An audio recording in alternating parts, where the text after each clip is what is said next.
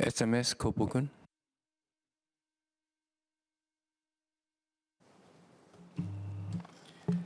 Mr. Speaker, sir, I thank members for their support of this bill. Let me run through the queries and concerns raised topically. I will begin by addressing the issues related to the mandatory water efficiency requirements. Mr. Ip Hong Weng asked whether there are plans to mandate a higher recycling rate in the wafer fabrication industry, especially when Taiwan has already achieved a recycling rate of 75%. Mr. Yip and Mr. Don Wee also asked whether the costs associated with meeting the mandatory water recycling requirements will affect the competitiveness of businesses in Singapore. I want to thank the members for these questions, which reflect the importance of striking a balance between ensuring water sustainability and business competitiveness.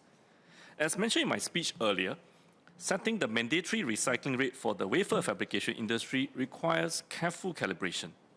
We need to strike an appropriate balance between having a higher recycling rate and the technological and economic viability of doing so. Too low a mandatory recycling rate means that we do not maximize the opportunity to achieve a more sustainable water demand growth. Too high a recycling rate may be economically prohibitive for several companies, which will end up eroding Singapore's competitiveness. We are mindful of potentially higher operational costs and land constraints that become especially salient when the recycling rate goes beyond 50%, as companies will have to adopt more advanced water treatment technologies. So to address Mr. Louis Ng's query of whether existing technology was taken into account when deciding the water efficiency requirements, the government has taken into account not just technical viability, but also the economic viability. After consultations with companies, we found that a recycling rate of 50% would be reasonable and doable currently. Today, the median recycling rate for existing wafer fabrication plants in Singapore is 40%, although some facilities are already recycling beyond 50%. Companies we engaged with agreed that a minimum recycling rate of 50% was technically and economically viable for them. This is corroborated by the high recycling rates that the companies have declared for their recently commissioned and upcoming wafer fabrication plants in Singapore. For example, United Microelectronics expansion plant, which is scheduled to be commissioned in 2024, is designed to achieve a recycling rate above 60%. In fact, some companies indicated that they aspired to recycle beyond the mandatory level as part of their corporate social responsibility to conserve resources.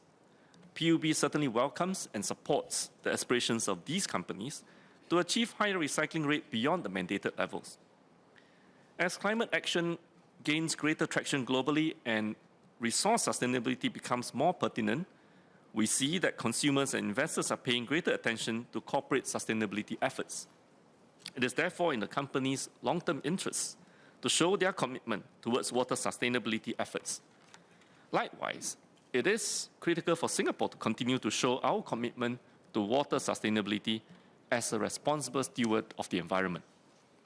Introducing mandatory water recycling requirements is a key part of this effort. And as Mr. Wee rightly pointed out, we must remain an attractive investment and business destination. He raised an important point on providing support to affected companies. Mr. Yip asked about the Water Efficiency Fund, the WEF, and the Industrial Solutions Demonstration Fund, the IWSDF, and whether the funding support is sufficient to make a substantial impact in achieving our water sustainability goals. Since 2007, PUB has been providing funding support in addition to technical support to companies that are looking to invest in technologies to raise their water recycling rate. PUB's funding support has greatly reduced companies' payback periods and incentivized them to adopt water-efficient practices. Under the WEF, companies may apply for funding to perform water efficiency assessments, to implement pilot and full-scale water recycling projects, or to adopt water-efficient equipment. The IWSDF is a sub-scheme under the WEF and supports the adoption of new technologies and innovative water recycling solutions. The project should utilize emerging or recently developed technologies or innovative applications of existing technologies which have not been implemented in the industry. Addressing Mr. Wee's query on the government support for companies affected by the water recycling requirements, the IWSDF allows PUB to co-share with companies the risks of adopting novel water efficiency solutions, and through this, tip the cost-benefit balance in favor of the companies. As of June 2023, 375 successful applicants have received grants under the WEF and the IWSDF, with the grant amounts ranging from $10,000 to $4 million per project. When the projects are fully implemented, it would result in potential water savings of over 70 million litres a day. Mr. Wee asked about the government support to develop technologies for higher recycling rates and to upskill local businesses in this area. PUB, in fact, fosters industry growth through collaborations with local and overseas partners in the water and water-related industries. Areas of collaboration include research, technology development, and knowledge management. For example, PUB offers industrial test-bedding sites to help develop new technologies in the water market. I strongly encourage companies to tap on PUB's support schemes to boost their water recycling efforts. Raising the water recycling rate will contribute to sustainability and water demand growth and enhance Singapore's water security in the long term. Recycling beyond 50% will result in even greater water savings for the companies, while placing Singapore in a better position to host more high-value water-intensive investments. We will review the effectiveness of the proposed requirements alongside future changes in technology before considering whether to mandate higher recycling rates or to expand the requirements to other sectors, as Mr. Yip has asked. Importantly, we need to consider that other sectors may have a lower recycling potential due to the heterogeneous nature of their processes. This is because they may have waste streams that are of a different nature in terms of quality and quantity and content, making it much more challenging and much costlier to recycle water. Hence, it may not be viable to apply a single mandatory requirement across all industrial sectors. Working with companies and individual sectors to identify relevant water conservation opportunities would be a much more effective approach. Nonetheless, we may consider extending the requirements in future if it becomes economically and technologically feasible to do so. In the meantime, I encourage businesses in other sectors, such as refineries, petrochemicals, and chemicals companies, to refer to PUB's guidelines on best practices to improve water efficiency, as Mr. Louis Ng mentioned earlier. These guidelines are available on PUB's website.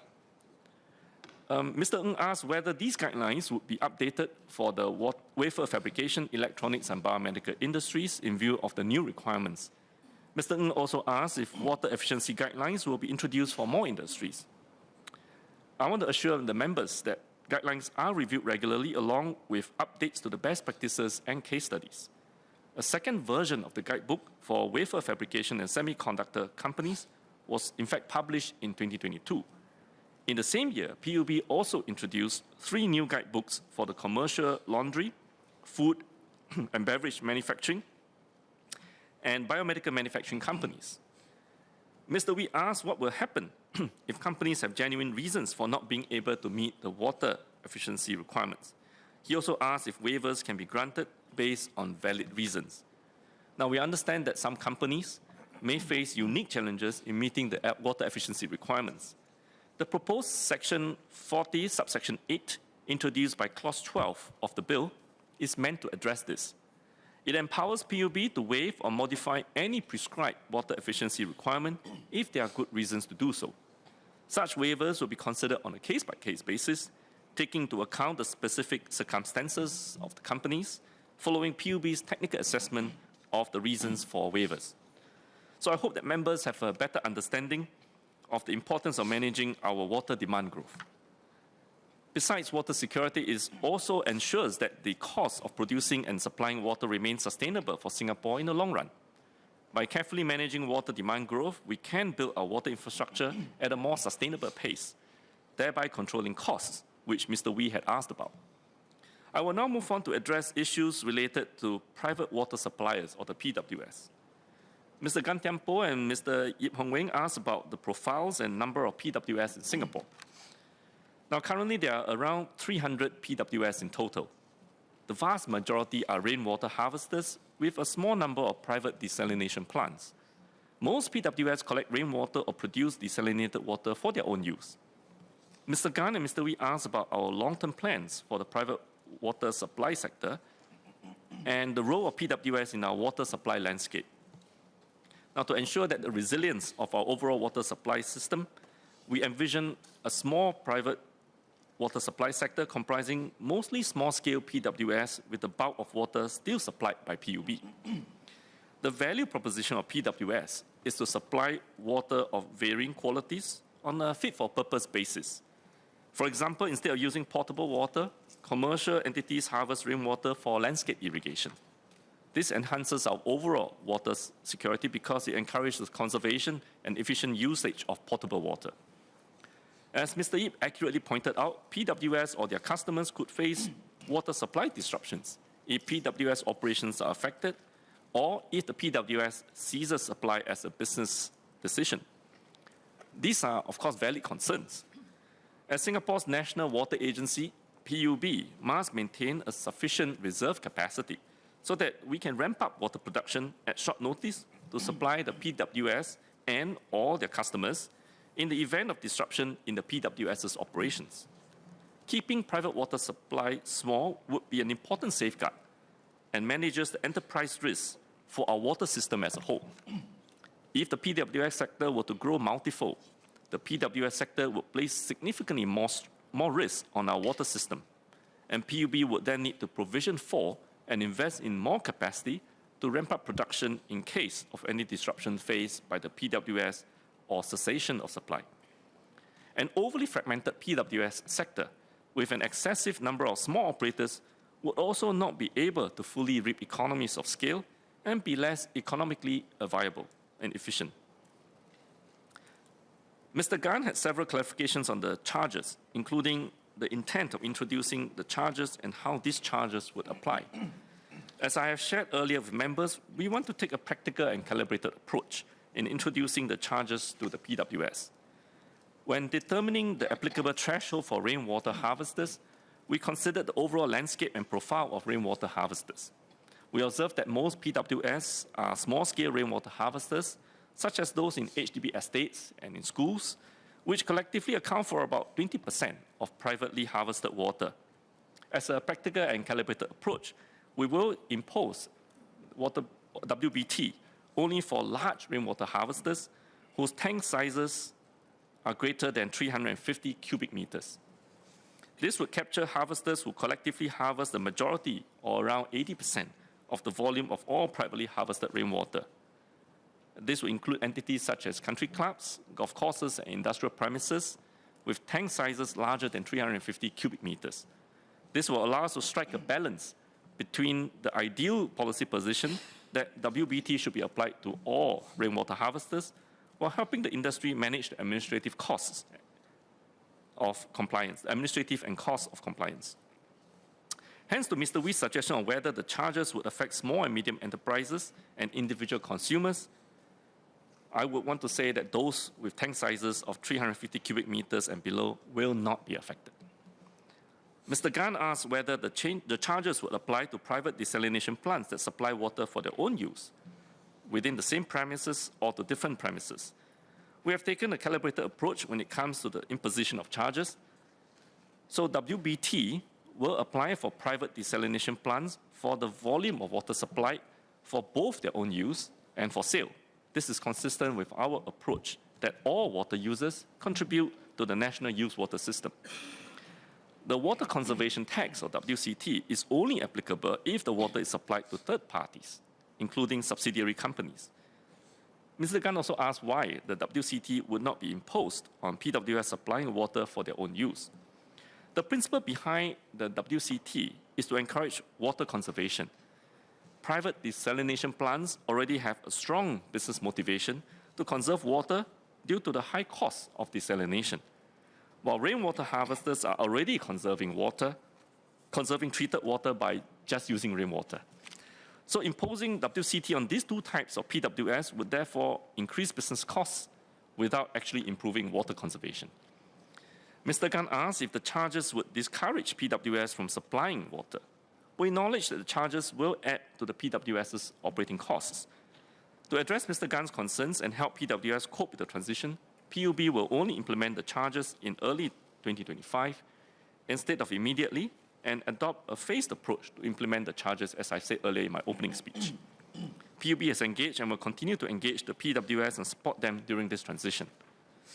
We have assessed that unlike small-scale rainwater harvesters, imposing WBT on large-scale rainwater harvesters is unlikely to discourage them from harvesting rainwater.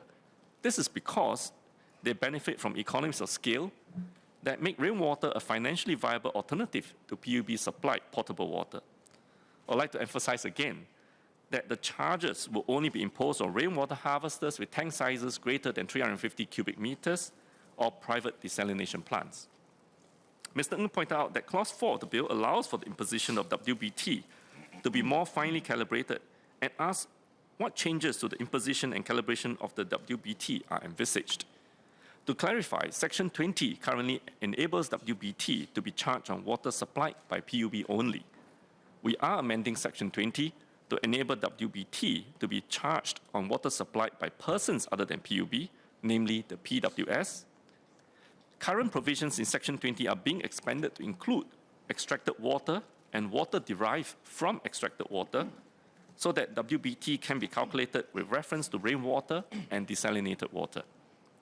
The intention is to charge the PWS the same WBT rates as PUB-supplied water for non-domestic premises, currently at 92 cents per cubic meter, and this will be specified in the subsidiary legislation. PUB will make clear the basis for imposing differentiated WBT when such cases arise. To conclude the segment on PWS, I would like to reiterate that the introduction of charges is aimed to align the treatment of privately supplied water with the charging principles for PUB-supplied water. This is to encourage conservation and efficient usage regardless of its source. These charges will also help to ensure the sustainable growth of the private water supply sector. I will now cover the final segment on questions related to PUB's operations. Mr. Yip asked how often the powers of entry were exercised by PUB in the past, and highlighted that such powers should be exercised judiciously and proportionate to the situation. Mr. Louis Ng also asked whether reasonable advance notice would be provided for compliance with notices, and whether force would be used to secure entry to premises. I believe Mr. Yip is referring to Clause 6 of the bill, which amends Section 24A of the Act that deals with powers to enter premises for installation or maintenance of pipes, water installations, etc., acquired by PUB. On average, PUB has to request and gain access to private premises 8 times a month to carry out such works. On the other hand, Mr. Ng is referring to the proposed Section 26, subsection 10, introduced under Clause 8 of the bill. The provision allows PUB to enter premises to carry out works or take measures if a person fails to comply with a notice to stop unauthorized relocation of water installation. For both sections, PUB will seek the cooperation of the owners or occupiers, and advance notice will be given. The entry must be at a reasonable hour, or otherwise at a time agreed with the owner or occupier of this premises. Regardless of which section applies, PUB will assess the situation in each case and ensure that any entry into private premises is justified and proportionate.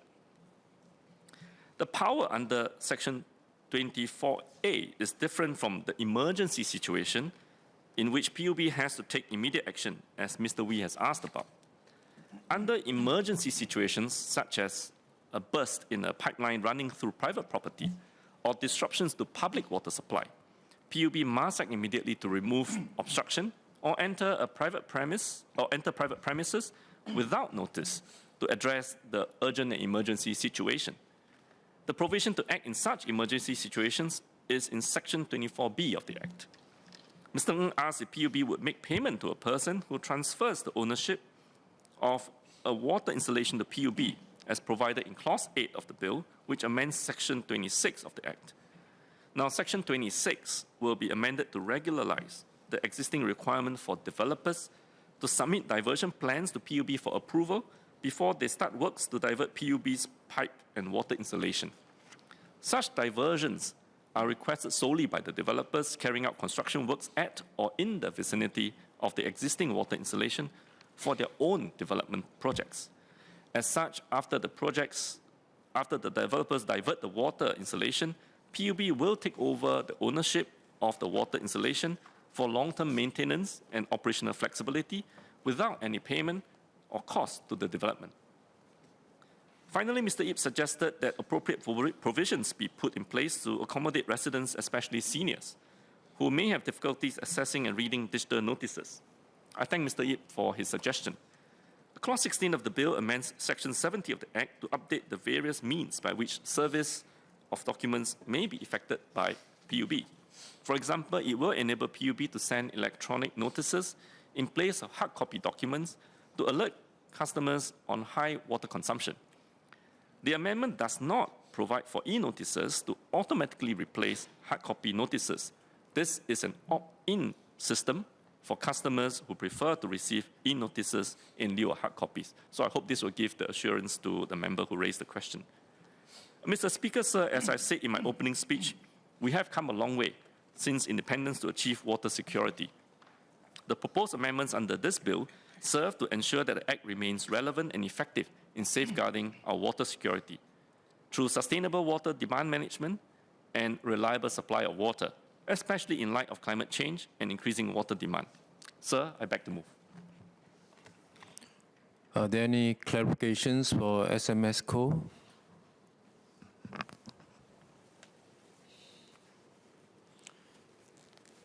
The question is that the bill be now read a second time.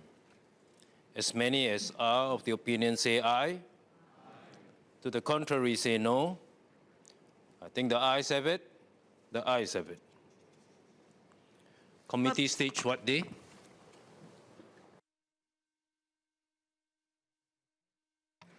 Now, sir, I beg to move that Parliament will immediately resolve itself into a committee on the bill.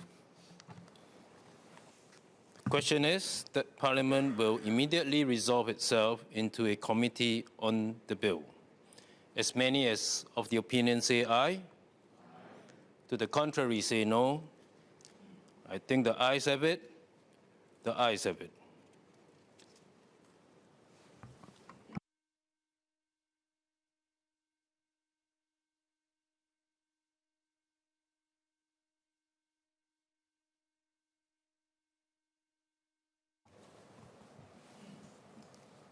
The question is that clauses 1 to 22 stand part of the bill. The question is that clauses 1 to 22 stand part of the bill. As many as are of the opinion say aye. Aye. To the contrary say no. I think the ayes have it.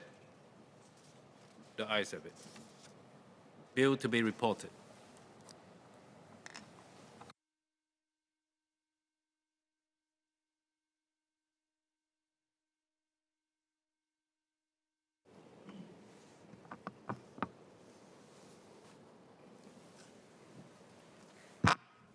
Minister for Sustainability and Environment.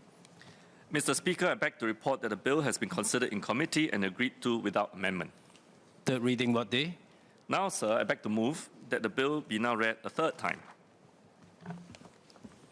The question is that the bill be now read a third time.